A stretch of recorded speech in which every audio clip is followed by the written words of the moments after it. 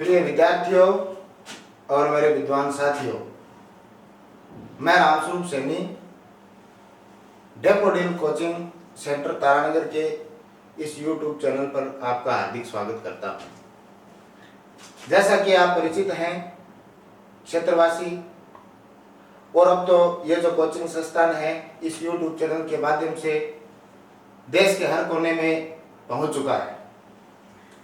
इस लॉकडाउन के इस कठोर समय में इस कोचिंग संस्थान के जो निदेशक महोदय हैं श्रीमान राजकुमार जी कुलड़िया, मैं और मेरे सभी विद्वान साथी बहुत बहुत आभारी रहेंगे इनके कि इन्होंने इस मुश्किल परिस्थितियों में संघर्ष करते हुए किस प्रकार से आपकी जो ऑफलाइन कोचिंग थी, जो तारानगर की नंबर 1 कोचिंग संस्थान के रूप में आप सभी जानते हो, उसको किस प्रकार से उन्होंने ऑफलाइन से ऑनलाइन जो सिस्टम है उसमें ढाल लिया है। यह देखकर मुझे बड़ा अच्छा लगा। दूसरी बात आपको मैं बता देना चाहता हूं कि आप राजकुमार जी से अच्छी तरह से परिचित हो। यह जो निदेशक है ये इतने दृढ़ निश्चयी है कि आज ही जब मैं इनसे मिलने के लिए आया था, सुबह सुबह में हम दोनों मुलाकात कर रहे थे, उसी समय मैं ये देखकर हैरान रह गया कि ये जो YouTube वीडियो आपके समक्ष जा रहे हैं, इनमें और अधिक सुधार करने के लिए राजकुमार जी के पास टेक्नीशियन आए हुए थे बाहर से, और वो अपना जो प्रोजेक्ट है वो बता रहे थे। मैंने उनकी बात को गौर से सुना और मुझे ये बात समझ में आ गई। उनकी बात को 5 मिनट सुनते मुझे इस बात की समझ आ गई कि वो लोग जो है वो इस क्षेत्र में चर्चा कर रहे हैं कि किस प्रकार ये जो ऑनलाइन वीडियोज हैं वो आपके पास लाइव क्लास के रूप में पहुंचे। और ये अपने आप में बहुत बड़ी बात है। अगर इनकी ये कोशिश भी पूरी हो जाती है तो ये अपने चूरू जिले और तारानगर तहसील के लिए एक बहुत बड़ी सौगात होगी कि ऑनलाइन जो क्लासेज है वो मात्र जैसे और कोचिंग जो वीडियो बनाकर डालते हैं उसके अलावा भी आगे भी जाकर कोशिश कर रहे हैं कि आपके लिए लाइव लेकर आए। अब ये अपने आप में बहुत बड़ी प्रोग्रेस होगी। ये चीज देखकर मुझे और भी प्रसन्नता हुई कि इस क्षेत्र के विद्यार्थियों के लिए, जिसको शिक्षा नगरी के नाम से आप और हम जानते हैं, इस क्षेत्र के विद्यार्थियों के लिए इतना कुछ जो है निदेशक महोदय कर रहे हैं। ये देख करके मैंने महसूस किया कि ये बड़ी अच्छी चीज होगी विद्यार्थियों के लिए अगर ऐसा हो सके इस मुश्किल परिस्थिति में, क्योंकि जो लॉकडाउन का जो समय चल रहा है ये एक अनिश्चित काल समय बना हुआ है। इसका अभी कोई निश्चित हमको लग नहीं रहा कि इतने दिन में ये जो सिस्टम है ये हो जाएगा, क्लोज हो जाएगा। तो इस चीज को मद्देनजर रखते हुए अपने आप में बहुत बड़ी पहल है कि किस प्रकार से बच्चों को घर बैठे ही हम जो है वो ऑनलाइन शिक्षा जो वो प्रदान करें। ये अपने आप में बहुत बड़ी कोशिश है और एक बहुत बड़ा प्रोजेक्ट होगा। और मैं आभारी हूँ इस संस्थान के सभी मेरे विद्वान साथी जो पिछले कुछ दिनों से लगातार मेहनत कर रहे हैं, आपके लिए, विद्यार्थियों के लिए रात और दिन मेहनत कर रहे हैं, अच्छा आपके लिए प्रोवाइड कर रहे हैं। ज्योग्राफी वाले सर हैं, मैंने उनकी भी क्लास देखी, साइको वाले सर हैं उनकी भी क्लास देखी, राकेश जी सर है हिंदी पढ़ा रहे हैं आपको, उनकी भी मैंने क्लास देखी, बड़ी अच्छी मेहनत कर रहे हैं। हिस्ट्री वाले सर जो है वो भी, माचरा सर, बड़ी अच्छी उनका जो पढ़ाने का जो ढंग है वो मैंने देखा। 1-1 घंटे आपको किस प्रकार से वो मेहनत करते हुए पढ़ा रहे हैं। ये सारी चीजें एक मेरे को ऐसा फील हुआ कि एक जैसे ऑफलाइन जो चलता था क्लास है उसी प्रकार से ऑनलाइन क्लास भी यहाँ पर रेगुलर चल रही है। सभी सब्जेक्ट के जो सर हैं वो नियमित रूप से आपके लिए वीडियो डाल रहे हैं, स्टेप बाय स्टेप वीडियो डाल रहे हैं। ये एक ऐसी दिशा में पहल है जिसमें विद्यार्थी जो हैं वो शुरू से अगर चाहे अध्ययन कर सकते हैं किसी भी विषय का, या चाहे कि मेरे को इस विषय का शुरू से अध्ययन करना है, इस विषय को मैं जानना चाहता हूं, तो वो उसमें अध्ययन करते हैं। बड़ी खुशी हुई ये चीजें देखकर। और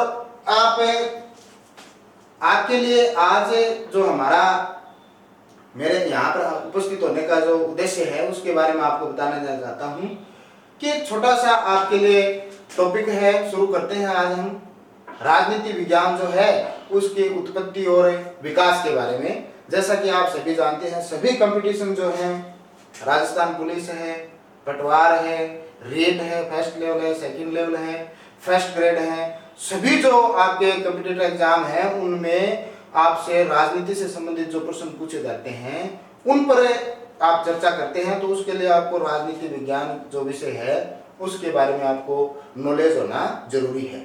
आपने अलग अलग अच्छे अच्छे राजनीति विज्ञान के अध्यापकों से पढ़ा होगा और बहुत कुछ आपका आता है। मैं जानता हूँ मेरे विद्वान साथी जो मेरे को सुन रहे हैं और मेरे विद्यार्थी जो मेरे को सुन रहे हैं उनको मैं बता देना चाहता हूँ कि आप कि कभी भी किसी भी सर का जब आप वीडियो देखते हो तो आपसे ये मेरा अनुरोध है कि आप उन वीडियो में कमियां निकालने की कोशिश करने की बजाय आप उनसे सीखने की कोशिश कीजिए। आप उनसे सीखने की कोशिश, अलग अलग चीज़ों से हम, अलग अलग गुरुजनों से हम अलग अलग चीज़ें सीखते हैं जो हमारे जीवन में हमारे काम में आती है। आप सभी इस चीज़ को जानते हो।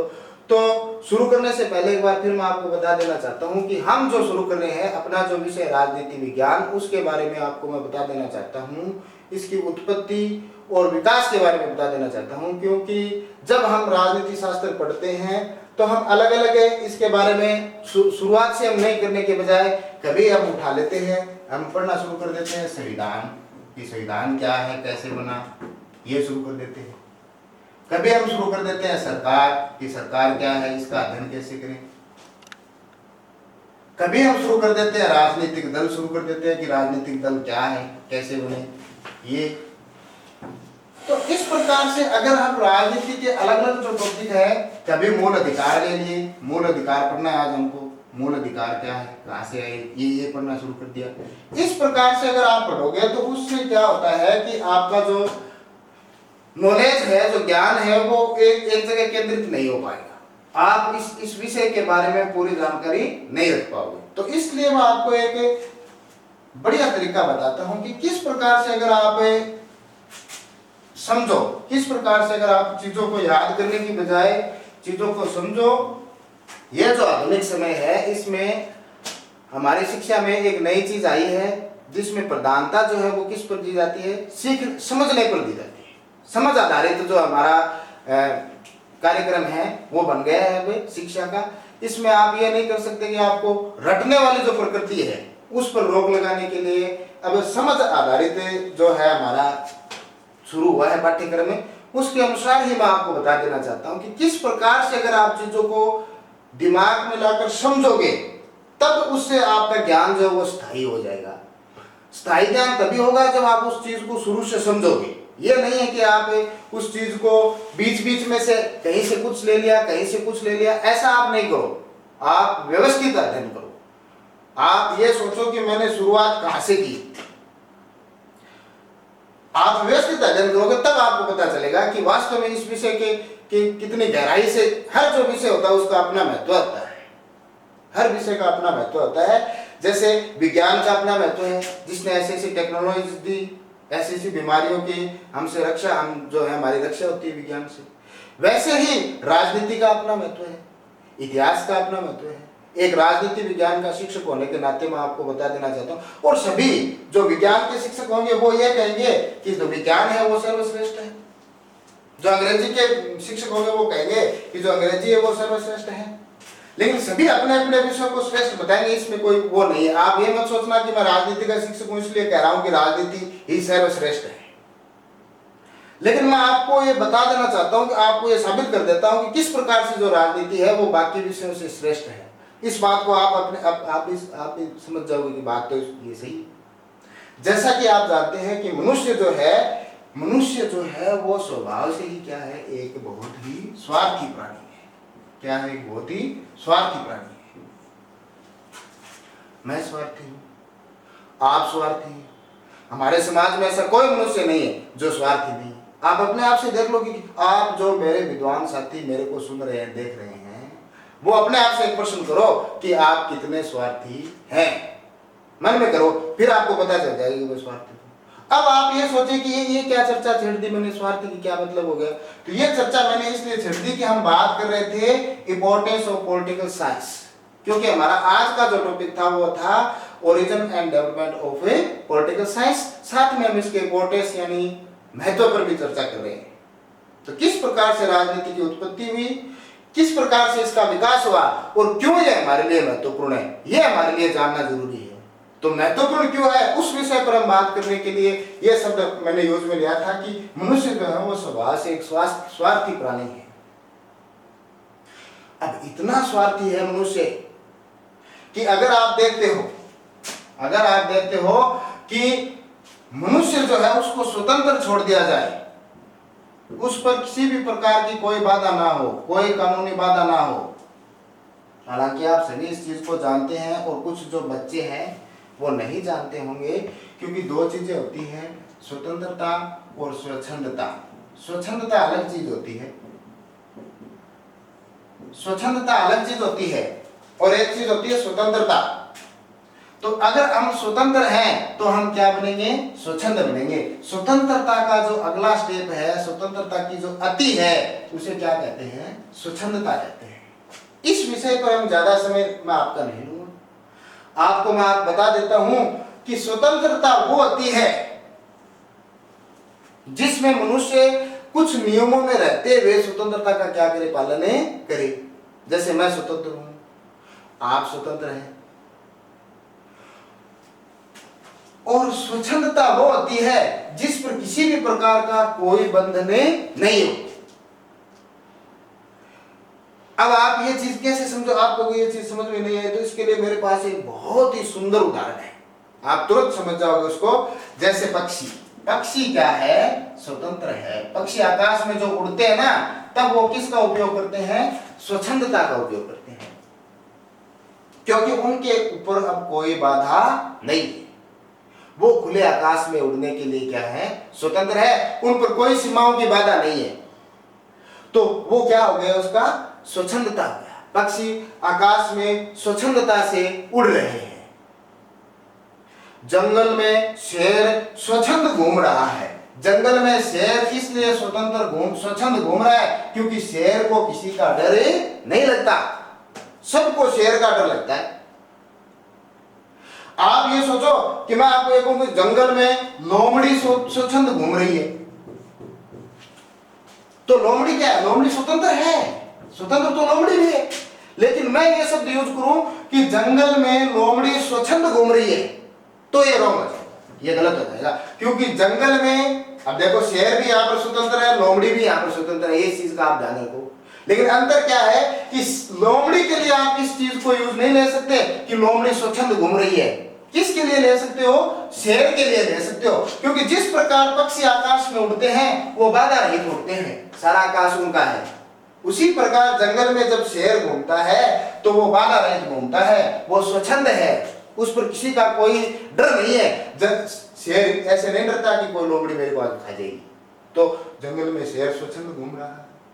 अब प्रश्न ये उठता है कि मनुष्य जो है वो स्वार्थी है, और मनुष्य को अगर हम स्वतंत्रता ज्यादा देंगे, स्वतंत्र छोड़ देंगे, तो वो क्या बन जाएगा, स्वच्छंद बन जाएगा। और जब मनुष्य स्वच्छंद बन जाएगा तो उससे दूसरों के स्वतंत्रता के अधिकारों को क्या होगी, हानि होगी।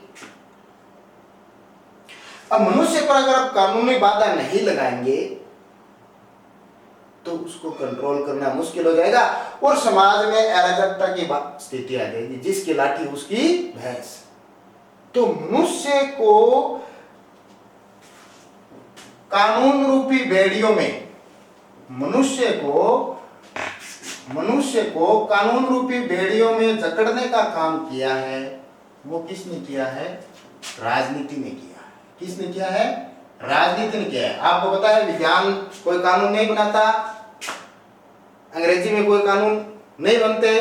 कानून बनाना और सरकार चलाना और समाज को व्यवस्थित करना सभी कुछ किसके विषय बन गए हैं, राजनीति के विषय बन गए हैं।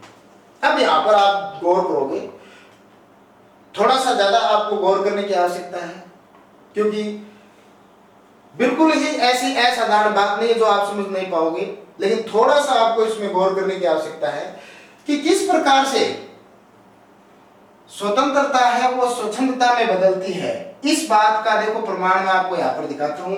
इसका सबसे अच्छा उदाहरण देखो, गाय को देखते हैं हम। गाय को देखो, गौर करो सभी। गाय है, गाय बंधी हुई है, गाय बंधी हुई है तो वह स्वतंत्र नहीं है। आप जानते हो इस चीज को।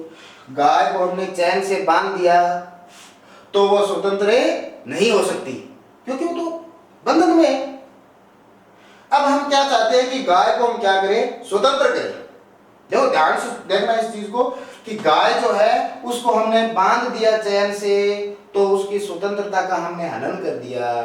फिर उस गाय को हमने क्या कर दिया, स्वतंत्र कर दिया, खोल दिया, चैन को खोल दिया। स्वतंत्र करते ही गाय जो है वो भागने लगी तेज गति से, और कुछ गाय तो ऐसी है जो बहुत तेज गति से दौड़ने लगती है। और आपने यह भी देखा होगा कि गांव में, मोहल्लों में, शहरों में आवारा जो पशु होते हैं, गाय जो होती है, वो किस प्रकार से भागती है। गांव में ऐसा लगता है जैसे कोई सामने गली में मिल जाएगा तो उसको मार देगी, सींग में उठाकर पटक देगी, छोटा बच्चा आ गया तो उसको अपने पैरों से कुचल देगी। उसको कैसे कंट्रोल करें?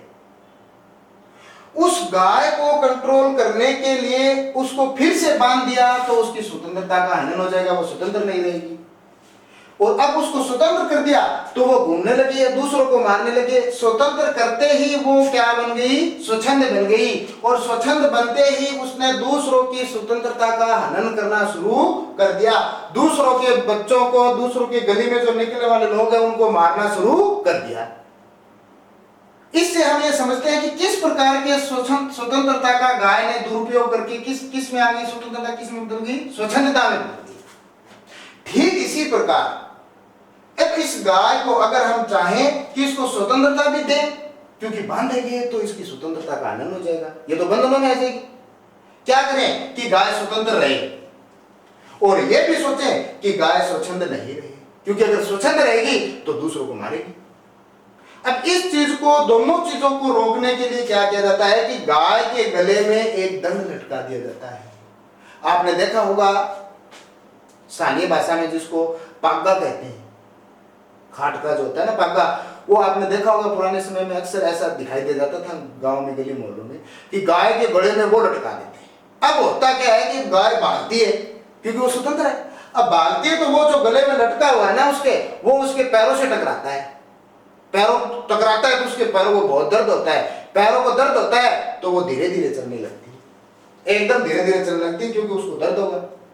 अब वो जो उसके गले में दंड लटका हुआ है, वो जो लटका हुआ है उसके गले में, वो एक्चुअल में अब आज का हमारा क्या है, कानून है, नियम है। क्योंकि जिस प्रकार गाय को वो जो दंड है वो नियंत्रित कर रहा है, उसी प्रकार मनुष्य को कौन नियंत्रित करता है, कानून नियंत्रित करता है। क्योंकि मनुष्य भी किससे डरता है, कानून से डरता है। क्योंकि अगर मनुष्य क्या बन जाएगा, स्वच्छंद बन जाएगा, दूसरों की स्वतंत्रता को हानि पहुंचाएगा, तो मनुष्य को भी कौन रोकेगा, कानून रोकेगा। और कानून किससे रोकेगा, दंड से रोकेगा। किससे रोकेगा, दंड से रोकेगा। इस चीज का मनुष्य को डर लगता है। हालांकि ये जो चीज होती है, कानून जो चीज है, ये जो चीज है वो अप्रत्यक्ष है। ध्यान देंगे सभी, कानून जो चीज है वो क्या है, अप्रत्यक्ष है, दिखाई नहीं देती। ये कोई वस्तु या कोई ऐसी चीज नहीं है जो प्रत्यक्ष में हमको दिखाई दे जाए।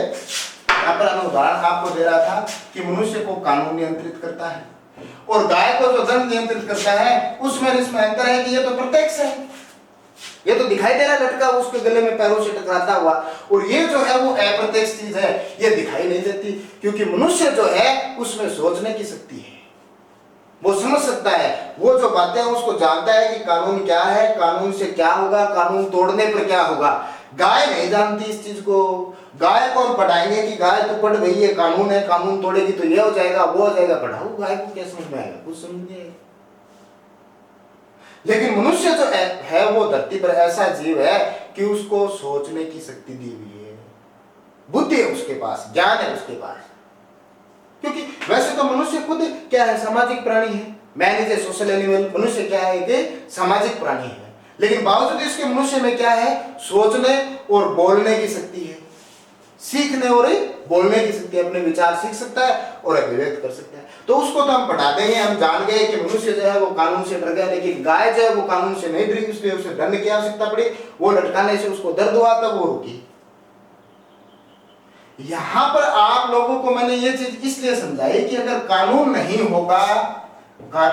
होगा तो मनुष्य जो है वो स्वतंत्रता करते घूम रहे हैं ना सभी लोग, वो स्वतंत्र नहीं रहेंगे, वो स्वतंत्र से क्या हो जाएंगे, स्वच्छंद हो जाएंगे। और स्वच्छंद होते ही लोगों की स्वतंत्रता की हानि शुरू हो जाएगी। ये चीजें और ये उदाहरण आपको बताने के पीछे मेरा एक ही मकसद है कि मैं आपको ये बताना चाहता हूं कि किस प्रकार से राजनीति ने क्या दिया, कानून दिया, और कानून ने मनुष्य के स्वभाव को क्या किया, नियंत्रित किया।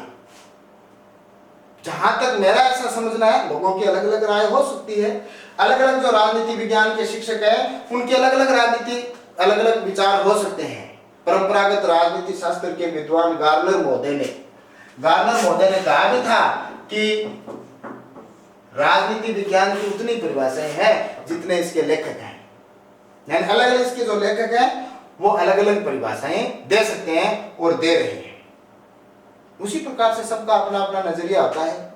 जहां तक मेरी बात है तो मेरा ये नजरिया है कि मनुष्य जो है, मेरा नजरिया ये है कि मनुष्य जो है, आप, मैं, सभी हम क्या है, स्वभाव से ही स्वार्थी हैं। ये मेरा नजरिया है। हम स्वभाव से स्वार्थी हैं।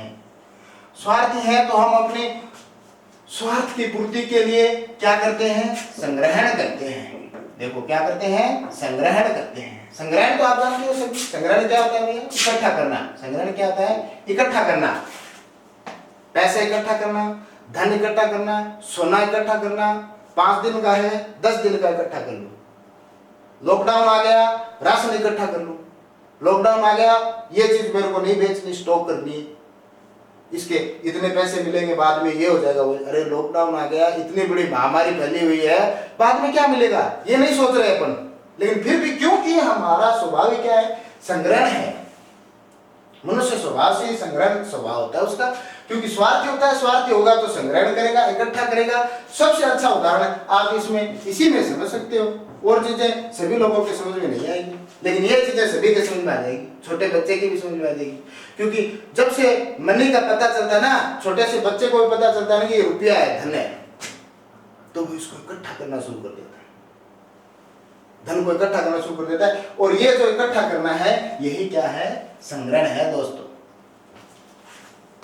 तो मनुष्य की ये प्रवृत्तियां, कौन सी प्रवृत्तियां, स्वार्थ प्रवृत्ति। स्वार्थी से वो ज्यादा से ज्यादा क्या करेगा, संग्रहण करेगा। संग्रहण करेगा तो उसे क्या चाहिए, स्वतंत्रता। इस प्रकार उसकी स्वतंत्रता क्या बन जाएगी, स्वच्छंदता बन जाएगी। क्या बन जाएगी, स्वच्छंदता बन जाएगी। और जब स्वच्छंद बन जाएगा तो दूसरों की स्वतंत्रता को क्या पहुंचाएगा, हानि पहुंचाएगा। समाज में अराजकता फैल जाएगी और स्थिति ये होगी, जिसकी लाठी उसकी भैंस। अगर ऐसा नहीं होता, हमारे पास कानून नहीं होता, तो समाज का रूप कैसा होता। आप एक बार 1 मिनट के लिए कल्पना कीजिए, अगर इस हमारे पास आज कानून नहीं होता तो समाज की स्थिति क्या होती, देश की स्थिति क्या होती। क्यों, क्या सभी कंट्रोल हो जाते, कभी नहीं होते, क्योंकि सभी की प्रवृत्ति क्या है, स्वार्थी है। और एक अराजकता की स्थिति फैल जाती, लोग एक दूसरे को मारने लग जाते, एक दूसरे को नुकसान पहुंचाना शुरू कर देते, जिसकी लाठी उसकी भैंस। समाज क्या हो जाएगा, समाप्त हो जाएगा। आप कल्पना ही नहीं कर सकते। अगर एक क्लास में अगर एक शिक्षक नहीं हो तो वहां पर बच्चे अकेले रह सकते हैं क्या, कभी नहीं रह सकते। एक छोटी सी क्लास मान लो जिसमें 30 बच्चे हैं, और उसमें अगर शिक्षक नहीं हो तो बच्चे आपको कह देंगे आपको आज पढ़ाने सर नहीं आएंगे, आपको ऐसे ही रहना क्लास में। आप सोचो वो 30 बच्चे आराम से बैठे रहेंगे क्या, नहीं रहेंगे, वो लड़ेंगे, झगड़ा करेंगे। तो आप ये सोचो कि वो शिक्षक कानून क्लास में क्या बनाता है, एक व्यवस्था बनाता है। शिक्षक एक व्यवस्था बनाता है, जो क्या बनाती है व्यवस्था, किसके द्वारा बनाता है, वो कानून के द्वारा बनाता है। कानून यानी नियम, कोई नियम निर्धारित कर देता है कि इस प्रकार से ये मॉनिटर होगा, इस प्रकार से अनुशासन में रखेंगे, ये है वो है, तो वो कक्षा नियंत्रित होती। जब एक छोटी सी क्लास भी एक शिक्षक के बिना नियंत्रित नहीं होती, नियम के बिना नियंत्रित नहीं होती, कानून के बिना कोई स्कूल या कोई संस्था नियंत्रित नहीं होती, तो किस प्रकार से इतनी बड़ी जो पॉपुलेशन है, इतनी बड़ी जो जनसंख्या आज विश्व की, वो किस प्रकार से कंट्रोल हो सकती है। ये मेरे को संभव नहीं लगता कि अगर कानून नाम की चीज नहीं होती तो किस प्रकार से हमारा अस्तित्व होता या नहीं होता, ये अलग बात है। क्योंकि आज सभी जो चीजें हैं वो नियमों से बंधी हुई है, चाहे अंतर्राष्ट्रीय नियम हो, चाहे राष्ट्रीय नियम हो, चाहे स्थानीय नियम या कानून हो। कानून अगर नहीं होता तो संभव नहीं होता, ये ऐसा मेरे को लगता है। इसलिए मैंने कहा कि सबसे ज्यादा जरूरी है हमको ये देखना, इन बातों से ये तथ्य निकलता है कि वास्तव में सबसे ज्यादा महत्व किसका है? कानून का है। कानून ही हम सबको व्यवस्थित रखती है। और मनुष्य जो है उसका स्वभाव हमने क्या देखा? स्वार्थी, स्वार्थी, कपटी, धूर्त। मैं आपको बता देना चाहता हूं कोई मनुष्य ऐसा नहीं है। अगर आप ये 1 मिनट के लिए अगर आप ये सोचो कि हाँ भैया कानून नाम की कोई चीज नहीं है, किसी को कोई दंड नहीं मिलेगा, सभी स्वतंत्रता का उपयोग करो, स्वतंत्र भारत के नागरिक हो, स्वतंत्र रहो, तो आपको क्या लगता है कितने लोग जो हैं वो स्वतंत्र रहेंगे? कितने जो लोग हैं वो स्वार्थी नहीं होंगे? ऐसा कोई हो सकता है क्या कि हाँ भाई मैं एक अच्छे देश का नागरिक हूं, मैं दूसरों को बुराई नहीं करूंगा, मैं किसी की संपत्ति का हनन नहीं करूंगा, किसी से ज्यादा पैसे नहीं लूंगा, किसी का बुरा नहीं करूंगा? ये जो चीजें है ये मेरे को लगता है कि ऐसा संभव ही नहीं होगा। ज्यादा से ज्यादा लोग संग्रहण में लगेंगे, लड़ेंगे, झगड़ेंगे। तो ये थोड़ी सी उच्च कोटि की बातें जरूर है, लेकिन इतनी भी उच्च कोटि की बातें नहीं कि आपको समझ से परे है। एक जनरली बात है कि किस प्रकार से मनुष्य स्वार्थी है। स्वार्थी है तो वो डरता नहीं है। मनुष्य सिर्फ और सिर्फ एक चीज से डरता है, वो चीज क्या है? कानून है। मनुष्य के बाहरी व्यवहार को नियंत्रित करने का सिर्फ मात्र एक साधन है, वो क्या है? कानून है। ना तो वो तोप से डरता है, ना वो बंदूक से डरता है। उसको नियंत्रित करने वाली चीज क्या है? कानून है। डर नाम की जो चीज है ना मनुष्य में, वो डर नाम की चीज किसने बनाई? कानून ने बनाई। और आपको यह जानना जरूरी है कि ये डर और कानून, इसी के कारण जो हमारा सभ्य समाज है ना, वो एक व्यवस्था में बंधा हुआ है। आज एक व्यवस्थित जीवन जी रहे हैं हम, एक व्यवस्था में बंधा हुआ है। वो चल रहा है, रूटीन चल रहा है, ये होना है, वो होना है, ऐसे चलना है, वैसे चलना है, अपने परिवार का पालन करना है, दूसरों को डिस्टर्ब नहीं करना, दूसरों की शांति भंग नहीं करनी। कितने अच्छे नागरिक बने हुए हैं हम, सभी अपने अपने काम लग रहे हैं, सुबह जाते हैं, शाम को आते हैं। मैं ये मजदूरी कर रहा हूं, तू क्या कर रहा है? मैं ये मजदूरी कर रहा हूं। दूसरों की संपत्ति नहीं छीनने की कोशिश करते, खुरापाती सोच अपने दिमाग में नहीं लाते, क्योंकि हमको कौन रोकता है? कानून रोकता है। कानून से हम डरते हैं कि अगर मैंने ऐसे कुछ किया तो भैया सीधे ही दिमाग में क्या आती है? जेल आती है। अगर मैंने ऐसा किया, अगर मैंने अमुक को गलत नजर से देखा, अमुक के साथ मारपीट की, तो सीधे ही जेल दिमाग में आती है, जेल हो जाएगी, सजा हो जाएगी। और वो कौन करती है? कानून करती है। तो हम चर्चा कर रहे थे मेरे विद्वान साथियों, भाइयों बहनों, हम चर्चा कर रहे थे कि किस प्रकार से राजनीति जो विषय है उसकी उत्पत्ति हुई, किस प्रकार से उसका विकास हुआ, और उसके महत्व यानी इंपोर्टेंस पर हम चर्चा कर रहे थे कि राजनीति ने हमको कानून रूपी चीज दी, और कानून रूपी चीज ने पूरे विश्व को किस प्रकार से बचा लिया, विनाश से बचा लिया, आपस में लड़कर बनने से कम बचा लिया। क्योंकि मनुष्य स्वभाव से स्वार्थी है, उसके स्वार्थ को नियंत्रित कर सकते हैं। अब ये बात समझने की है कि अगर ऐसा जो विषय है जिसने इतना कुछ दिया है, तो उस विषय की शुरुआत कहां से हुई? वो जो विषय है वो सबसे पहले कैसे अस्तित्व में आया? ये बात जो है वो चर्चा करने की है। क्योंकि उत्पत्ति पर हम चर्चा करेंगे, राजनीति विज्ञान, उत्पत्ति और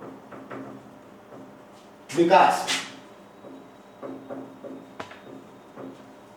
राजनीति विज्ञान की उत्पत्ति और विकास, किस प्रकार से अस्तित्व में आया और किस प्रकार से इसने आगे विकास किया, इस बात पर हम थोड़ा सा अध्ययन करेंगे आज।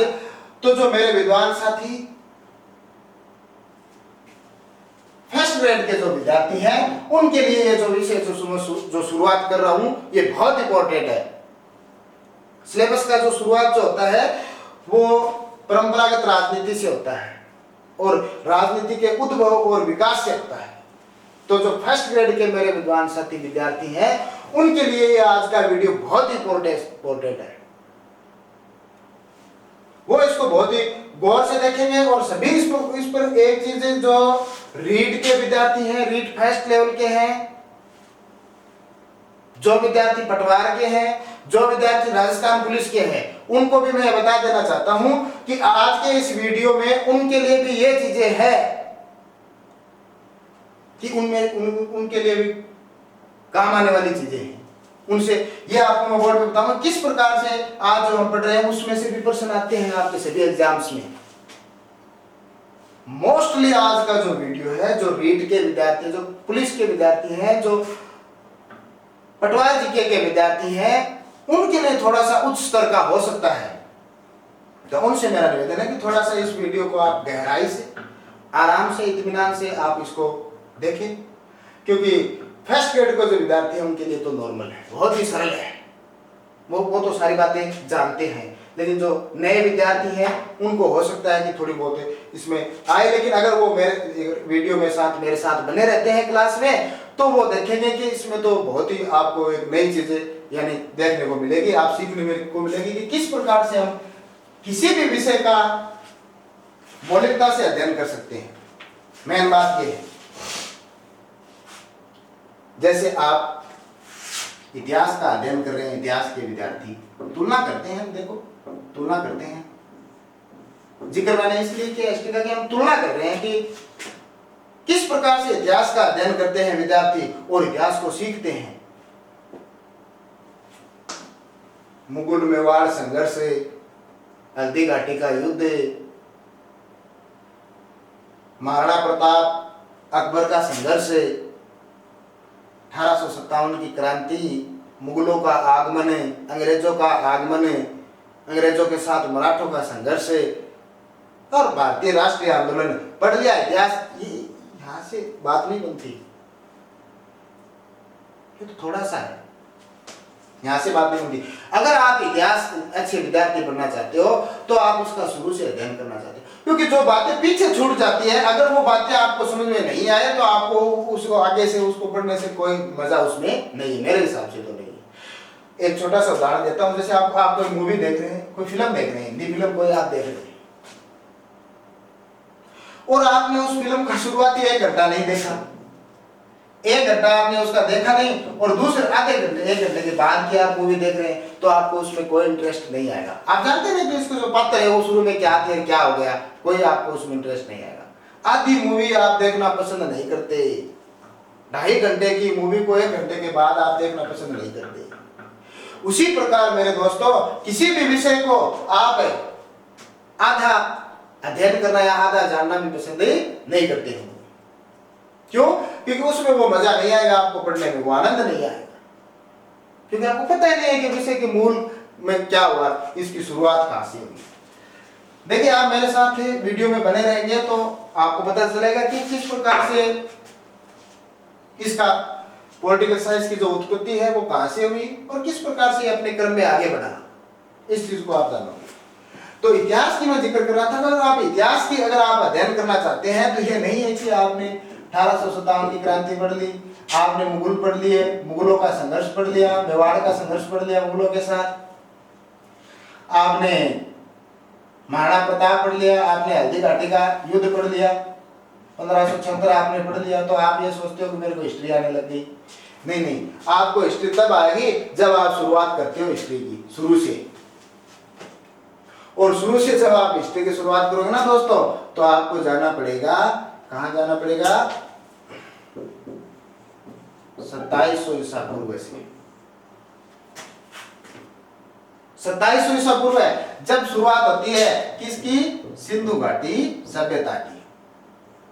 यहां आपको जाना पड़ेगा 2700 ईस्वी पूर्व से 1500 ईस्वी पूर्व है। हालांकि कुछ गाइडों में, कुछ किताबों में इसके काल में एक समानता नहीं है, कहीं पर ये 1500 से मिलती है, आप 2500 से मिलती है, कहीं पर आपको 2500 से 1500 तक या 2700 से 1500 तक। ये जो काल है किसका काल माना जाता था, सिंधु घाटी सभ्यता, सिंधु घाटी सभ्यता। यहां से आप इतिहास की शुरुआत करते हो, फिर आप आगे बढ़ते हो, तो क्या होता है, देखो हम तुलनात्मक अध्ययन कर रहे हैं, देख रहे हैं कि किस प्रकार से पॉलिटी की और इतिहास की उत्पत्ति और विकास की तुलना करें, तो आप शुरू हो गए, ऐसे क्रम आगे बढ़ता है, विकास का क्रम क्या बढ़ता है, आगे बढ़ता है। और इसी बढ़ते हुए क्रम में हमने देखा कि किस प्रकार से हमने बात की 2700 ईस्वी पूर्व से 1500 ईस्वी पूर्व ये सिंधु घाटी सभ्यता हमने देखी। फिर वैदिक युग हमने पढ़ा,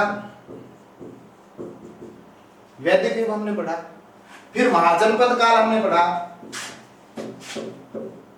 महाजनपद काल हमने पढ़ा। फिर मौर्य युग हमने पढ़ा। सॉरी, इसके बीच में आपने क्या पढ़ा? बुद्ध, गौतम बुद्ध और जैन धर्म के बारे में। बौद्ध धर्म और जैन धर्म का थोड़ा इस बीच में समय आया, वो भी हमने पढ़ा। और फिर हमने पढ़ा मौर्य युग। आगे चल रहा है समय। कनिष्क हमने पढ़ा, गुप्त वंश हमने पढ़ा, गुप्त वंश पढ़ा हमने। फिर हमने वर्धन वंश पढ़ा। हर्षवर्धन 607 ईस्वी सन में जो सम्राट बने थे थानेश्वर के, जिन्होंने बाद में अपनी राजधानी में स्थानांतरित कर ली थी। वर्धन वंश के बाद हमने पढ़ा किस प्रकार से राजपूतों का उद्भव और विकास हमने पढ़ा। ये जो चीजें हम पढ़ रहे थे, फिर आगे हम चलते हैं। मुगलों का आगमन 1191 और 1192 के तराइन के युद्ध हमने पढ़े। पृथ्वीराज चौहान और मोहम्मद गौरी का संघर्ष हमने पढ़ा। उसके बाद हमने सल्तनत पढ़ा, दिल्ली सल्तनत पढ़ा। दिल्ली सल्तनत के बाद 1526 में हमने इब्राहिम लोदी का अंत और बाबर का आगमन पढ़ा, मुगलों का आगमन पढ़ा। मेरे कहने का मतलब है कि हम आगे बढ़ते रहे हिस्ट्री में, शुरू से आगे बढ़ेंगे। इस प्रकार से व्यवस्थित अध्ययन किया हिस्ट्री का। देखो कि 2700 ईस्वी पूर्व से सिंधु घाटी सभ्यता पढ़ ली, फिर वैदिक युग मैंने पढ़ लिया, पीछे से आगे आ रहा है समय, वैदिक युग मैंने पढ़ लिया। फिर मैंने महाजनपद काल भी पढ़ लिया, 16 महाजनपद काल थे उत्तर निकाय में जो बताए गए थे। उसके बाद मैंने क्या पढ़ लिया? जैन और बौद्ध धर्म भी पढ़ा। उसके बाद मैंने मौर्य युग पढ़ा। उसके बाद तो ये हर्षवर्धन पढ़ लिया, गुप्त वंश भी पढ़ लिया, सारा ये पढ़ दिया गया। ठीक है, हिस्ट्री की हमको अच्छी समझ है। लास्ट में ये इतनी चीजें पढ़ने के बाद कोई विद्यार्थी उसके मन से ये बात आती है कि हिस्ट्री की मेरे को अच्छी समझ है। तो इसी प्रकार से मेरे विद्वान साथियों, क्यों ना हम राजनीति का भी अध्ययन इसी प्रकार से करें, शुरू से करें। शुरू से जो है विषय है उसको हम देख कर चलें। तो इसी क्रम में हमें देखिए, अब यही काल में आगे बढ़ाऊंगा और इतिहास की जगह विषय जो हमारा आ जाएगा राजनीति। देखिए, वीडियो को आप अंत तक जरूर देखिए, क्योंकि वीडियो की जो शुरुआत है उसमें तो मैंने आपको इसके स्ट्रक्चर्स के बारे में बताया था, प्रारंभिक बातों में। अब जो मेन बातें जो है अपने विषय की जो मेन बातें हैं वो अब शुरू होने जा रही है, क्योंकि मैंने इतिहास के साथ तुलनात्मक अध्ययन आपको सीखने के लिए बताया था, क्योंकि तुलना से कोई जो चीजें हैं वो जल्दी से समझ आती है। ये जो मेरे वो विद्यार्थी हैं जो राजस्थान पुलिस के हैं, रीट के हैं, फर्स्ट लेवल सेकंड लेवल के विद्यार्थी हैं, पटवारी के विद्यार्थी हैं, उनके लिए ये चीजें जरूरी थी, क्योंकि उनको तुलनात्मक अध्ययन के बारे में थोड़ा बता दिया जाए तो वो समझ जाए कि हाँ सर जो है वो इस वे में जा रहे हैं, इस तरफ बढ़ रहे हैं, इस तरफ पढ़ाने के लिए बढ़ रहे हैं। क्योंकि इसके अलावा जो विद्यार्थी हैं, फर्स्ट ग्रेड के जो विद्यार्थी हैं, मेरे विद्वान साथी हैं, उन्होंने बार बार इस चीज को पढ़ा होगा, वो जानते भी हैं कि हाँ ये तरीका जो है वो सर कहाँ से जो है वो मैं जा रहा हूँ, कहाँ से उनको पढ़ा रहा हूँ। तो इस तुलनात्मक अध्ययन के रूप में हम इसी प्रकार से बात कर रहे थे कि राजनीति की किस प्रकार उत्पत्ति हुई, किस प्रकार विकास हुआ। शुरू से ऐसे चलेंगे इतिहास की तरह ही।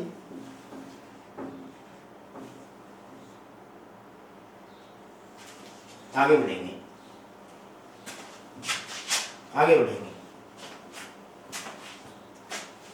तो प्रिय विद्यार्थियों, मैं आपको बता देना चाहता हूं कि अगर आप फर्स्ट ग्रेड और अन्य कॉम्पिटिटिव एग्जाम्स में रीट में अगर राजनीति विज्ञान का व्यवस्थित अध्ययन करना चाहते हैं, अगर आप फर्स्ट ग्रेड के विद्यार्थी मोस्टली, तो आपको ये पार्टीशन करना ही पड़ेगा, ये काल विभाजन आपको करना ही पड़ेगा, तब आपको चीजें जो वो समझ में आ जाएगी। ऐसी किताबें लेकर ऐसे रटने की आवश्यकता नहीं है। दिमाग में रखो चीजों को कि कब क्या कहां से शुरुआत हुई, फिर इसका विकास कैसे हुआ, फिर हम आगे बढ़ेंगे, इंडियन पॉलिटिक्स में आएंगे और उसमें वो विषय पढ़ेंगे जो आपके रीट में लगते हैं, आपके पटवार में जीके में लगते हैं। लेकिन यहाँ पर ऐसी भी बात नहीं कि यहाँ पर जो पढ़ेंगे वो आपको कभी आएंगे नहीं। तो शुरुआत करते हैं हम, देखिए यहाँ से शुरुआत करते हैं। सबसे पहले राजनीति की उत्पत्ति की शुरुआत करते हैं। तो इस काल को आप प्रारंभिक काल कह सकते हैं, 500 ईसा पूर्व से और 500 ईस्वी सन तक, 500 ईस्वी पूर्व से 500 ईस्वी सन तक, ईसा पूर्व है यानी ईस्वी से 500 वर्ष से पहले। ये चीजें आपको समझ में आ रही है? ये जो ईसा पूर्व जो है वो सबको समझ में आ रही है, ये चीज मैं जानता हूं, क्योंकि ये तो आप 8वीं 10वीं की किताबों में देखते हो, ईसा पूर्व शब्द आता है यानी ईसा की स्थापना से भी पहले। कितना पहले प्रिय विद्यार्थियों? 500 ईस्वी पहले, 500 ईस्वी पहले। और कब तक है? 500 ईस्वी सन यानी ईस्वी की स्थापना के 500 साल बाद तक। ये जो समय है इसको राजनीति का क्या कहते हैं? प्राचीन यानी प्रारंभिक समय। ये है राजनीति का प्राचीन या परंपरागत काल, परंपरागत समय, ठीक है ना? ये है प्राचीन काल, ये राजनीति थी प्राचीन काल की, 500 से 500 ईस्वी पूर्व से 500 ईस्वी सन तक। ये एक हमारा डिवाइडेशन होता है पूरा, ठीक है ना? ये एक काल हो गया हमारा इसका। फिर इसका दूसरा काल देखते हैं दोस्तों। दूसरा काल क्या है इसका? 500 से 1500 ईस्वी सन। ये जो समय है इसको मैं क्या नाम दूंगा? मध्य युग। आप जानते हो ये क्या समय है राजनीति का? मध्य युग, मध्य युग, ये मध्य युग है या इसको आप मध्यकाल भी कह सकते हो। मध्य युग कह सकते हो, मध्यकाल कह सकते हो। किसका? राजनीति विज्ञान का। कब से कब तक है? 500 से 1500 तक। और तीसरा जो इसका विभाजन है वो हम किस में करते हैं? 1500 के बाद। दोस्तों कब के बाद है? 1500 ईस्वी। यहां से देखो आप, 1500 ईस्वी के बाद, 1500 ईस्वी के बाद यानी वर्तमान तक, वर्तमान तक ये जो समय है इसको हम क्या नाम देते हैं? आधुनिक काल, आधुनिक काल। ये जो चीज है ये आपको मैं संक्षिप्त ही बता रहा हूं, क्योंकि ये जो तीनों काल आपको पढ़ाने लगूंगा तो इसमें तो बहुत समय लग जाएगा। ये तीनों काल आपको पढ़ाने लगूंगा तो यही क्लास चलेगी, ज्यादा क्लास इसमें ये होती, क्योंकि ये तो फर्स्ट पीरियड का मैटर है सारा का सारा। इसमें मध्य युग में क्या था,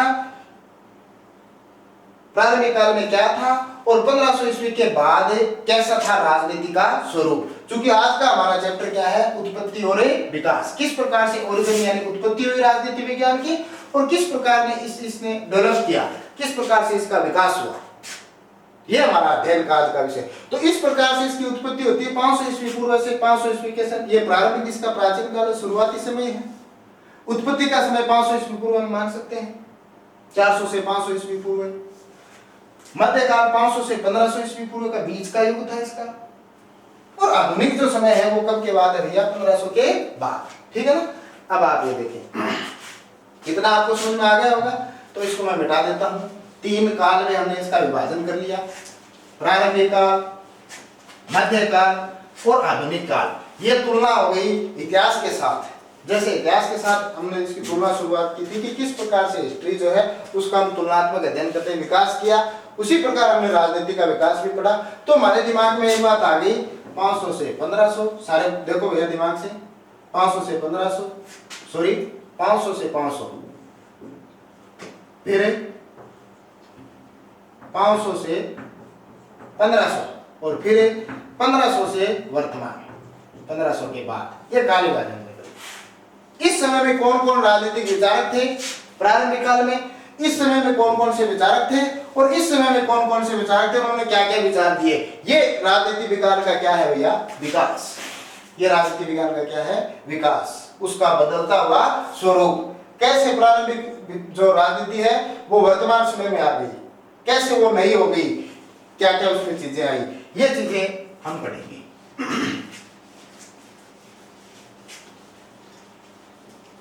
तो उत्पत्ति और विकास को समझने के लिए देखिए हम मैप का सहारा लेते हैं।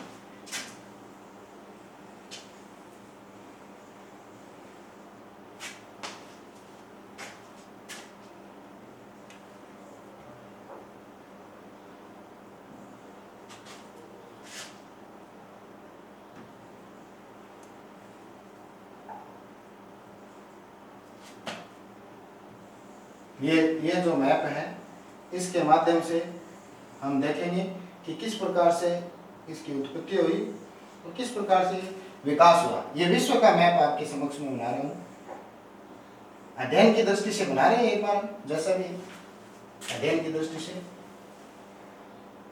समझने की दृष्टि से, जिससे आपको अच्छे से समझ में आ जाए कि विश्व के मानचित्र में किस प्रकार से राजनीति का उद्भव हुआ। सूर्योदय का देश जापान, आप देख सकते हो सबसे पूर्व में सूर्योदय का देश जापान। जीके का प्रश्न है ये भी। ये आपका यूके हो गया, यूनाइटेड किंगडम, यूरोप महाद्वीप में आप जानते हो सभी विश्व के मानचित्र से आप परिचित हो। ये आपका ग्रीनलैंड आ गया बीच में, और ये आपका आ गया उत्तरी अमेरिका महाद्वीप, और ये आपका आ गया दक्षिणी अमेरिका महाद्वीप।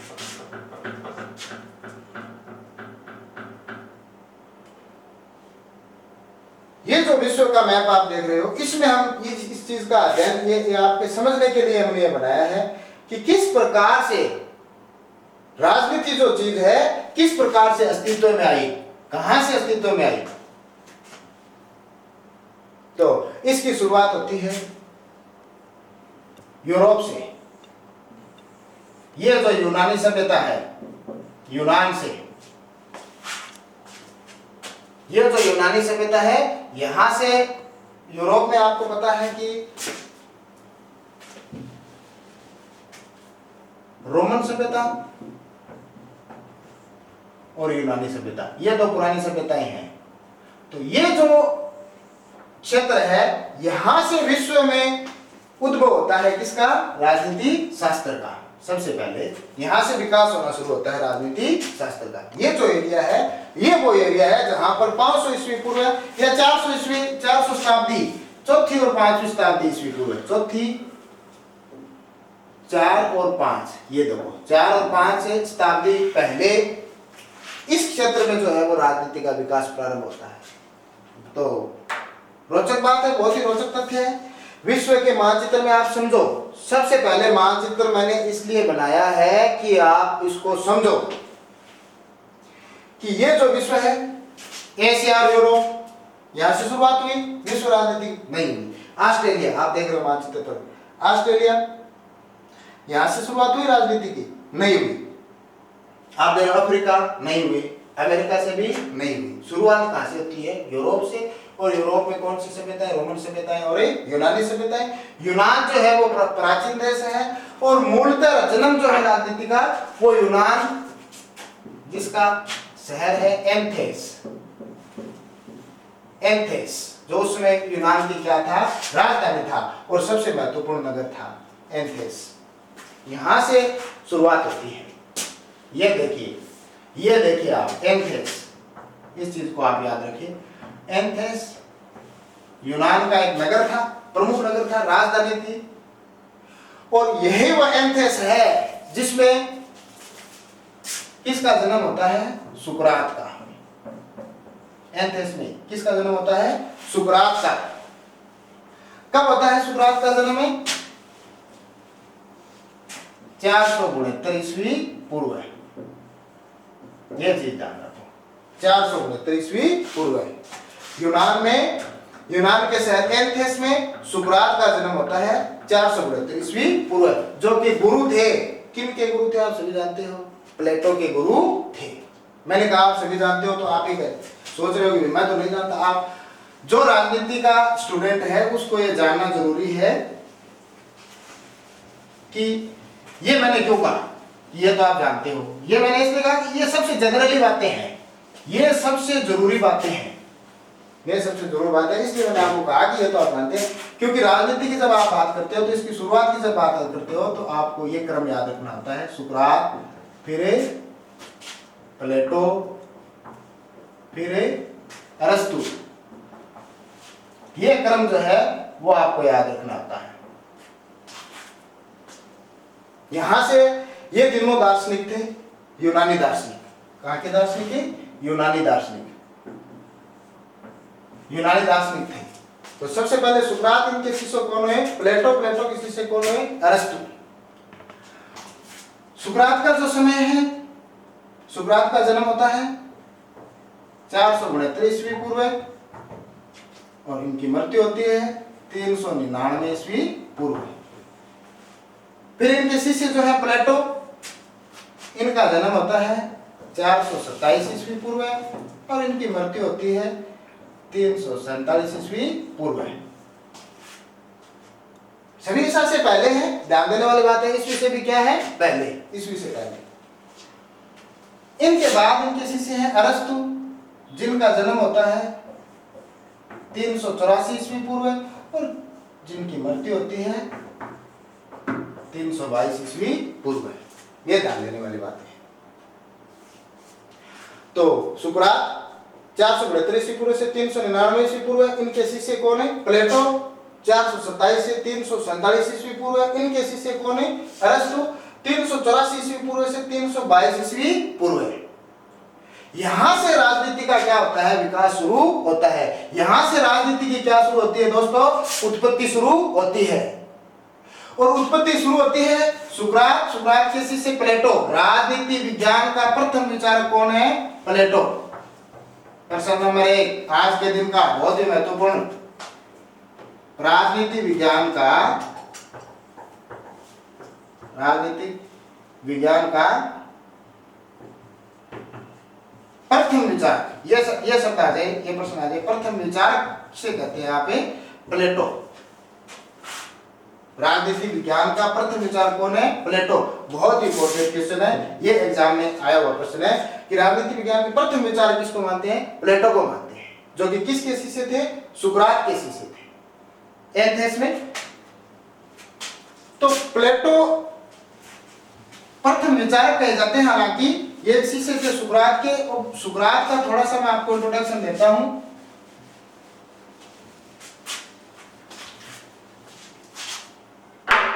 सुकरात जो है, देखो उस समय कब की बात है? 472 ईस्वी पूर्व से 399 ईस्वी पूर्व। ये समय आप जानते हो, आप विद्वान हो सभी के, कितना पहले का समय है। उस समय में इतने विद्वान व्यक्ति थे सुकरात कि सुकरात को एथेंस का सबसे विद्वान व्यक्ति माना जाता था। प्राचीन एथेंस का यूनान में सबसे विद्वान व्यक्ति किसको मानते थे? सुकरात को मानते थे। और उससे भी आपने ये बात समझ ली कि उस समय यूनान में, पूरे यूनान में सबसे विद्वान किसको मानते थे? सुकरात को मानते थे। ये चीज आपने सीख ली। लेकिन ये देखिए आप अपने आप में कितनी बड़ी बात है कि सुकरात जो है ना, वो खुद क्या कहते थे? सुकरात की खुद की क्या कहना था कि मैं तो सिर्फ इतना जानता हूं। देखिए, मैं तो सिर्फ इतना जानता हूं कि मुझे कुछ नहीं आता। देखिए, मैं तो सिर्फ इतना जानता हूं कि मुझे कुछ नहीं आता। मैं तो सिर्फ इतना जानता हूं कि मुझे कुछ नहीं आता। मैं तो इतना जानता हूं। देखिए अपने आप में, पूरे यूनान का सबसे जो विद्वान व्यक्ति होता है सुकरात, वो क्या कहता है कि मैं तो सिर्फ इतना जानता हूं कि मुझे कुछ नहीं आता। ये है उनकी विद्वता। यह दर्शाता है कि वो कितने महान और विद्वान व्यक्ति थे। क्यों? उनमें क्या नहीं था? अहम नहीं था। अहंकार, साधारण भाषा में जिसको क्या बोलते हैं? घमंड। घमंड नहीं था, बिल्कुल भी लेस मात्र घमंड नहीं था। और प्रिय विद्यार्थियों, जिस किसी मनुष्य में ये जीवाणु या वायरस है, जिस वायरस का क्या नाम है? घमंड।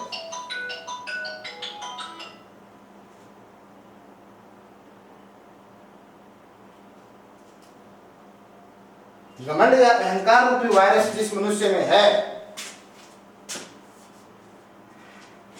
वो कभी कुछ नहीं सीख सकता, वो कभी कुछ नहीं सीखता अपने जीवन में, क्योंकि उसमें क्या आ गया है, अहंकार आ गया है, घमंड आ गया है, मैं आ गई है। जब मुझ में ये अहंकार आ जाएगा, घमंड आ जाएगा, मैं आ जाएगी कि मैं हूं, मैं बड़ा हूं, उस समय मेरा विकास रुक जाएगा, मेरे दिमाग का विकास रुक जाएगा। उस समय मैं कुछ और चीजें सीखने की कोशिश ही नहीं करूंगा, क्योंकि अपने आप को मैं क्या समझूंगा, सर्वश्रेष्ठ समझूंगा। इसलिए उन्होंने कहा था कि ये घमंड हमें नहीं होनी चाहिए, ये मैं हमें नहीं होनी चाहिए।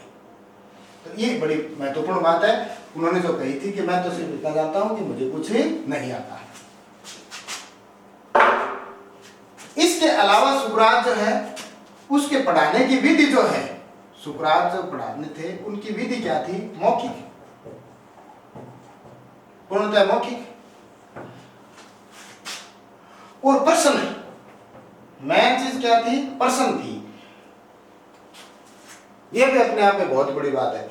सुकरात का पढ़ाने का एक ही लॉजिक था, एक ही तरीका था, वो क्या था, प्रश्न था। वो सिर्फ अपने शिष्यों से क्या करते थे, प्रश्न करते थे।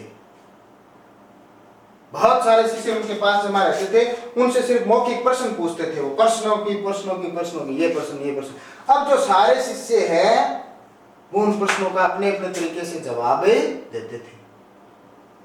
सारे शिष्य अपने अपने तरीके से प्रश्नों का जवाब देते थे। फिर वो क्या करते थे, उन जवाबों का सही निचोड़ करके कि किसके जवाब में सही है, किसका जवाब गलत है, उस सही जवाबों का निचोड़ करके एक किसी तथ्य पर पहुंचते थे। ये इनकी विधि थी। प्रश्न करते थे, सभी शिष्य प्रश्नों के जवाब देते थे, उन शिष्यों के जवाबों में से छांटते थे कि कौन सा जवाब अच्छा है, कौन से जवाब में कमी है। फिर वो क्या इकट्ठे करते थे, तथ्य इकट्ठे करते थे। क्योंकि उनकी जो प्रमुख शिक्षा विधि थी वो मौखिक थी और करते क्या थे, प्रश्न करते थे, सिर्फ प्रश्न करते थे। और ये सारे जो विद्यार्थी है उनके लिए बहुत ही महत्वपूर्ण प्रश्न है और ये साइकोलॉजी का प्रश्न है। देखिए राजनीति शास्त्र में किसका प्रश्न है, साइकोलॉजी का प्रश्न है, जिसमें आपको आया हुआ भी है कि प्रश्नावली विधि का जनक, ये प्रश्न है साइको में। प्रश्नावली विधि का जनक किसे मानते हैं, देखिए मोस्ट क्वेश्चन है ये, प्रश्नावली विधि का जनक किसे मानते हैं, सुकरात को, जो कि यूनानी दार्शनिक थे। सुकरात को मानते हैं जो कि क्या थे, यूनानी दार्शनिक थे। प्रश्नावली विधि का जनक कौन है, सुकरात, क्योंकि यही वो शख्स है जिसने सबसे पहले इस विधि का क्या किया था, विकास किया था। और आज ये विधि सबसे महत्वपूर्ण है अपने दैनिक जीवन में और किसी भी विषय की सफलता के लिए, किसी भी विषय को समझने के लिए यह सबसे महत्वपूर्ण है। कौन सी विधि, प्रश्नावली विधि। तो प्रश्नावली विधि का जनक किसे कहते हैं, सुकरात को कहते हैं। तो ये दो चीजें आ गई कि किस प्रकार से जो सुकरात है उनकी विधि मौखिक थी, प्रश्नावली विधि थी। ये साइको में भी प्रश्न आया हुआ है, साइकोलॉजी में भी, कि प्रश्नावली विधि के जनक कौन थे, सुकरात थे। चलिए देखते हैं आगे। सुकरात के जो शिष्य हैं, प्लेटो, इनका जन्म 427 ईस्वी पूर्व से और मृत्यु 347 ईस्वी पूर्व है। प्लेटो का उपनाम अफलातून भी है, आपने पढ़ा होगा। प्लेटो का उनके शरीर सौष्ठव के कारण इनका उपनाम क्या है, अफलातून। मजबूत कद काठी थे प्लेटो, अच्छे एथलेटिक्स थे, इसलिए इनका नाम क्या रख दिया गया था, अफलातून रख दिया गया था। प्लेटो वो विद्वान है जिन्हें क्या माना जाता है, राजनीति विज्ञान का प्रथम विचारक। ये प्रश्न हम पहले भी पढ़ चुके, प्रथम विचारक प्लेटो। इनके प्रसिद्ध ग्रंथ का आपको पता है क्या नाम है, द रिपब्लिक। द रिपब्लिक प्रसिद्ध ग्रंथ है प्लेटो का, यानी न्याय व्यवस्था। न्याय व्यवस्था अपने ग्रंथ में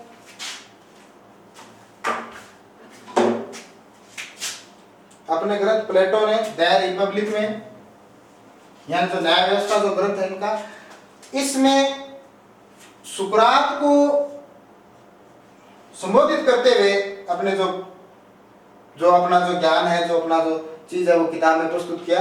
किसको माना आदर्श को? सुकरात को। और पूरी जो किताब है उसमें भी किसको संबोधित किया है? सुकरात को ही है। प्रसिद्ध ग्रंथ द रिपब्लिक में सुकरात को आदर्श माना है और सुकरात को ही नाम दिया है। प्लेटो ने खुद का नाम कहीं नहीं दिया। अपनी कृतियों में प्लेटो ने अपने गुरु का ही नाम ही दिया, क्योंकि प्लेटो के जीवन पर सबसे ज्यादा असर किसका पड़ा था? सुकरात का पड़ा था। इसलिए उन्होंने अपने सबसे ज्यादा जोर सुकरात पर दिया और अपने ग्रंथ में सुकरात को इन्होंने जो है संबोधित करते हुए जो बातें हैं वो बताई है। न्याय व्यवस्था से संबंधित बातें प्लेटो ने सुकरात को संबोधित करते हुए बताई है। फिर प्लेटो का जो शिष्य है वो कौन होता है? अरस्तु। 384 ईस्वी पूर्व से 322 ईस्वी पूर्व। अब देखिए अरस्तु को क्या कहते हैं? राजनीति विज्ञान का जनक। ये बहुत इंपॉर्टेंट क्वेश्चन है। राजनीति विज्ञान का जनक, राजनीति विज्ञान का जनक किसे कहते हैं? अरस्तु को। ठीक है ना? राजनीति विज्ञान का जनक अरस्तु को कहते हैं। और राजनीति शब्द का सबसे पहले प्रयोग भी किसने किया? अरस्तु ने किया। अरस्तु की पुस्तक है नगर राज्य। नगर राज्य संबंधी पुस्तक में आपने नगर राज्य संबंधी पुस्तक का शीर्षक है। नगर राज्य संबंधी पुस्तक का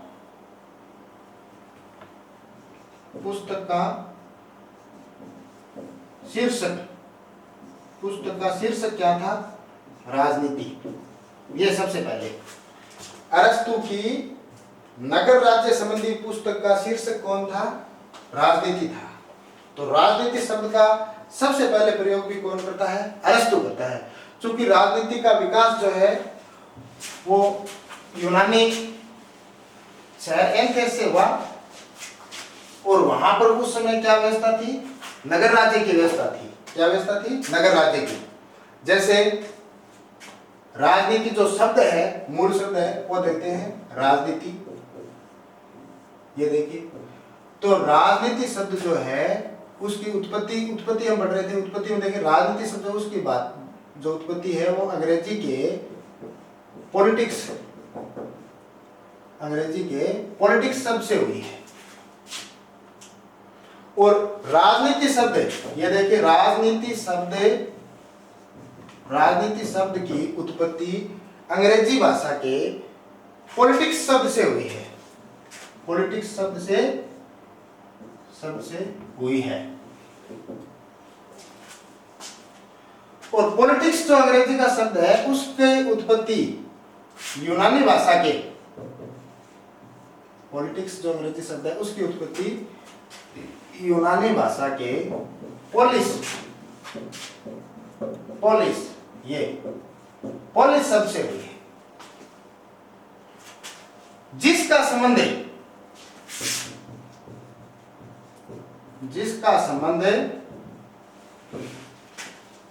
यूनान में नगर अथवा राज्य से था। जिसका संबंध यूनान में नगर अथवा राज्य से था। तो यहाँ पर देखिए राजनीति जो शब्द है वो किस शब्द से बना है? अंग्रेजी के पॉलिटिक्स से। और पॉलिटिक्स शब्द से जो है यूनानी भाषा, पॉलिटिक्स शब्द जो है इसके अंग्रेजी भाषा के पॉलिटिक्स शब्द की यूनानी भाषा के पोलिस शब्द से उत्पत्ति हुई है। और पोलिस जो शब्द है किसका? पोलिस का। पोलिस शब्द का जो संबंध है ये यूनान में किससे था? नगर अथवा राज्य से था। यानी राज्य और नगर से क्या चीज बनी? पॉलिटिक्स। और जिस पॉलिटिक्स का हिंदी रूपांतरण हम क्या पढ़ते हैं? राजनीति। पॉलिटिक्स शब्द का हिंदी रूपांतरण क्या पढ़ते हैं? राजनीति। इस प्रकार हमने जाना कि किस प्रकार प्राचीन यूनान में एथेंस और उसके आसपास जो छोटे छोटे नगर राज्य थे उन नगर राज्यों से अंग्रेजी का क्या शब्द बना? पॉलिटिक्स। पॉलिटिक्स से किस शब्द की उत्पत्ति हुई? राजनीति शब्द। पॉलिटिक्स का हिंदी अनुवाद है राजनीति, जो कि किस भाषा का मूल शब्द है? यूनानी भाषा का। और इस शब्द का पहली बार प्रयोग किसने किया? अभी हम पढ़ रहे थे, ये मैं मिटा देता हूं। इसका पहली बार प्रयोग किसने किया? अरस्तु ने किया।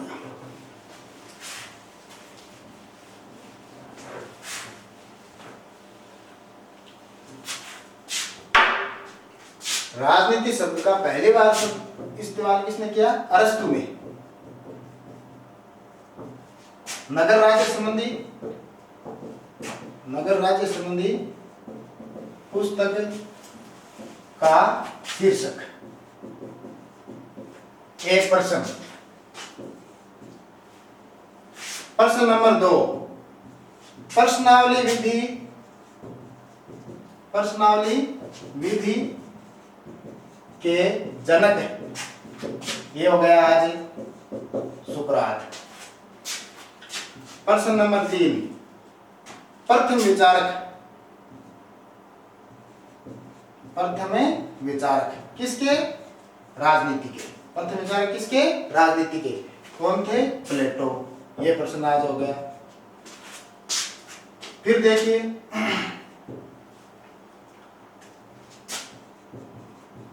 राजनीतिक विज्ञान। देखिए यहां पर अंतर है। राजनीति यह शब्द इतना ही है, इसका सबसे पहले प्रयोग किसने किया? अरस्तु ने किया। ध्यान से देखेंगे आप इस चीज को। अब क्या लिखा है मैंने? राजनीतिक विज्ञान। क्या नाम लिखा है? राजनीतिक विज्ञान। इस शब्द का प्रयोग सबसे पहले किसने किया? ये देखो, तो इस शब्द का सबसे पहले प्रयोग किया गॉडविन। आप अपने नोटबुक में लिख भी सकते हो। शुरुआती जो राजनीतिक उत्पत्ति है और विकास है, उसके सबसे महत्वपूर्ण प्रश्न है उस चैप्टर के। बार बार पूछे जाते हैं ये प्रश्न। ये भी साइको में आया हुआ है। प्रश्नावली विधि के जनक किसको मानते हैं? ये भी कंपटीशन में पूछा हुआ है। तो राजनीति विज्ञान जो शब्द है, ये जो शब्द है, ये इतना है राजनीति विज्ञान। ये इसमें राजनीति के अलावा विज्ञान भी जुड़ा हुआ है, तो ये अलग हो गया, विज्ञान जुड़ा हुआ है। तो राजनीतिक विज्ञान जो शब्द है, उसका इस्तेमाल किसने किया? गॉडविन और मेरी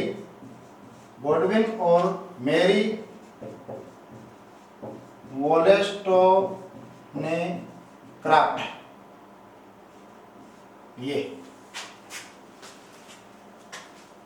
ये है राजनीति विज्ञान का सबसे पहले। राजनीति विज्ञान शब्द का इस्तेमाल करने वाले कौन है? गॉडविन और मेरी वोलेस्टोनेक्राफ्ट। ये भी एक प्रश्न है। फिर हम आगे देखते हैं आधुनिक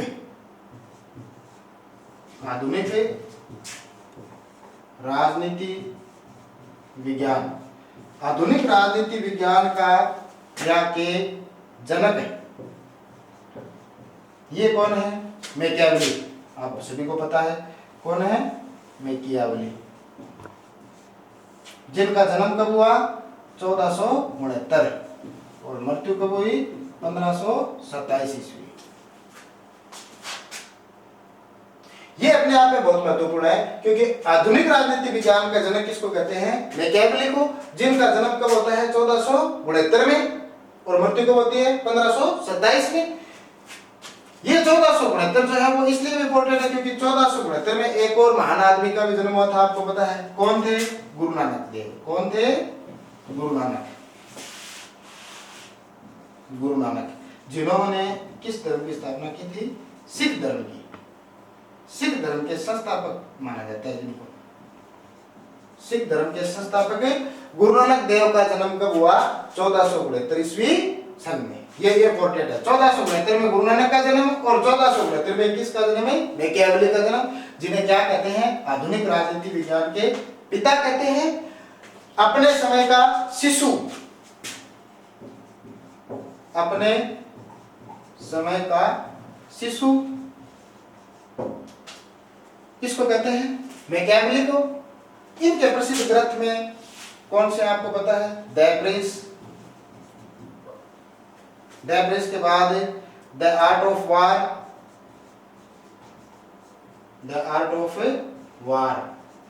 यह इनका प्रसिद्ध ग्रंथ है। डेब्रिस इनका प्रसिद्ध ग्रंथ है।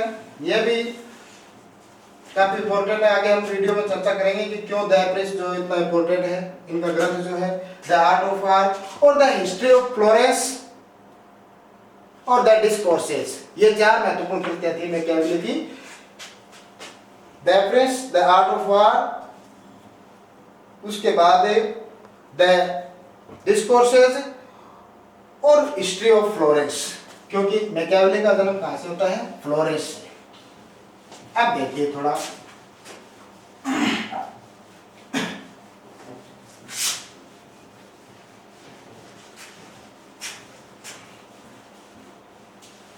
विकास क्रम की जो हम चर्चा करते हैं।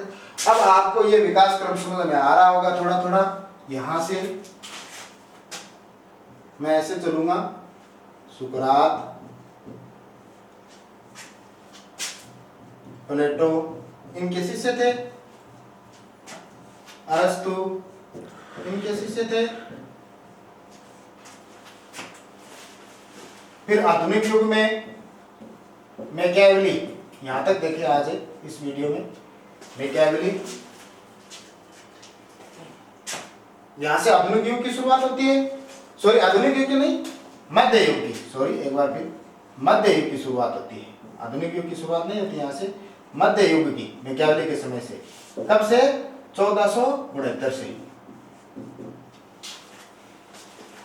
मध्य युग, और मध्य युग में जो मध्य युग का एंड है ये समय 500 से 1500 ईस्वी तक जो मध्य युग का एंड है, इस समय मैकियावेली आता है जो आधुनिक युग का अग्रदूत बनकर आता है। आधुनिक युग का क्या कहते हैं मैकियावेली को? अग्रदूत कहते हैं, क्योंकि इसने पुनर्जागरण के समय में यानी 1472 के समय में आधुनिक राजनीति विज्ञान की क्या रखी थी? नींवें रखी थी। इनके जो ग्रंथ है, the prince, the art of war, the discourses, the history of Florence, इन ग्रंथों ने ही आगे जाकर राजनीति की परिभाषा जो है, शब्दावली जो है, उसको चेंज करके रख दिया। किस प्रकार इन्होंने राजनीति को धर्म से किस प्रकार से अलग किया, ये चीजें हम आगे पढ़ेंगे। क्योंकि ये जो समय था, इस पर आते हैं फिर से, ये जो समय था ये दार्शनिकों का समय था। दार्शनिकों का समय था। सुकरात दार्शनिक थे, उनके शिष्य प्लेटो और फिर अरस्तु। तो इनका जो प्रमुख विषय था राजनीति में, वो क्या था? नगर और राज्य। प्रमुख विषय क्या था? नगर और राज्य। प्लेटो की पुस्तक द रिपब्लिक हमने पढ़ी। द रिपब्लिक में इन्होंने न्याय पर चर्चा की। द रिपब्लिक में प्लेटो ने किस पर चर्चा की है? न्याय पर चर्चा की। इसके बाद अरस्तु ने अपनी पुस्तक द पॉलिटिक्स,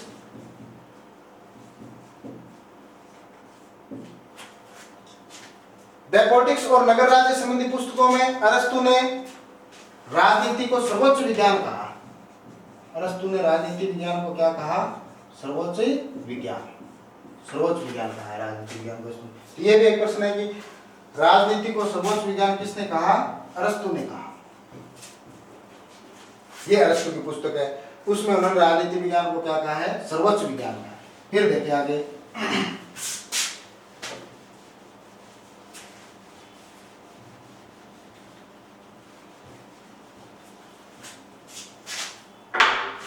इसको थोड़ा सा आप समझ लो कि सुकरात के समय जो लोकतंत्र था, उसका उन्होंने क्या किया था? विरोध किया था। और उस समय यूनान, एथेंस और स्पार्टा में संघर्ष चलता रहता था। तो सुकरात जो है वो अपने राज्य की व्यवस्था से क्या था? नाराज था। और उन्होंने यहाँ पर जो लोकतंत्रवादी है जो और थे, उनका उन्होंने क्या किया? विरोध किया। फलस्वरूप वहां पर जो लोग हैं, उन्होंने, जो राजा थे उस समय, उनको 399 ईस्वी पूर्व में ऐसा माना जाता है कि जहर का प्याला इनको दे दिया था। लोकतंत्र विरोधी विचारों से नाराज होकर के इनको 399 ईस्वी पूर्व में जहर का प्याला दे दिया गया था। इनके शिष्य प्लेटो थे, जिस पर इस बात का गहरा असर पड़ा। फिर इन्होंने अपनी पुस्तकों में सुकरात को आदर्श बना करके और जो विचार है वो प्रस्तुत किए। अपना खुद का नाम कहीं नहीं लिखा, इसलिए इनको क्या माना जाता है? प्रथम विचारक माना जाता है राजनीति विज्ञान का। फिर इनके शिष्य हुए अरस्तु, प्लेटो के शिष्य हुए अरस्तु 384 से 322 ईस्वी पूर्व। यह भी, इन्होंने भी क्या कहा? राजनीति विज्ञान को सर्वोच्च विज्ञान कहा। द पॉलिटिक्स नामक ग्रंथ लिखा, और राजनीति शब्द का सबसे पहले उपयोग किसने किया? अरस्तु ने किया। इनकी कोटेशन भी है अरस्तु की। इन्होंने क्या कहा कि मनुष्य जो है वो एक क्या है, देखो अरस्तु के बारे में मनुष्य को क्या बताया इन्होंने, एक राजनीतिक प्राणी बताया। मनुष्य क्या है, एक राजनीतिक प्राणी है। मनुष्य एक राजनीतिक प्राणी है। और इन्होंने कहा भी था कि ऐसा मनुष्य जो किसी नगर अथवा राज्य में नहीं रहता, जो किसी नगर अथवा राज्य में समाज में नहीं रह सकता, वो अलग रहता है, किसी नगर अथवा राज्य या समाज से अलग रहता है, वह या तो पशु है या देवता। ऐसा कोई मनुष्य नहीं होता जिसको एक नगर या राज्य या समाज में जिसको नहीं रह सकता, जो समाज से अलग रह सकता हो, जो अलग रह सकता हो, ऐसा मनुष्य नहीं हो सकता। वो या तो मनुष्य या तो पशु है या देवता। ये बात कही किसने, अरस्तु ने। किसके बारे में, मनुष्य के बारे में। तो इन्होंने मनुष्य को क्या बताया, एक राजनीतिक प्राणी बताया। अब देखिए, अब आप ये सोचोगे कि ये जो काल विभाजन है, इसमें सुकरात का समय, प्लेटो का समय और उसके बाद अरस्तु का समय, ये याद रखने के लिए आपको ये बता देता हूं कि अरस्तु में और पुराने भारतीय दार्शनिकों में देखो एक मेल है यहाँ पर, वो भी आप देख लें।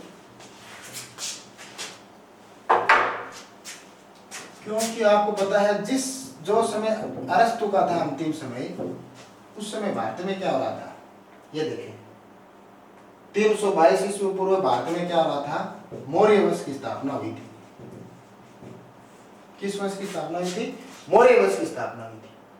और मौर्य वंश के संस्थापक कौन थे, चंद्रगुप्त मौर्य। चंद्रगुप्त मौर्य। इनके शिष्य कौन थे चंद्रगुप्त मौर्य के, चाणक्य, जिनके आप अलग नाम जानते हो, विष्णुगुप्त,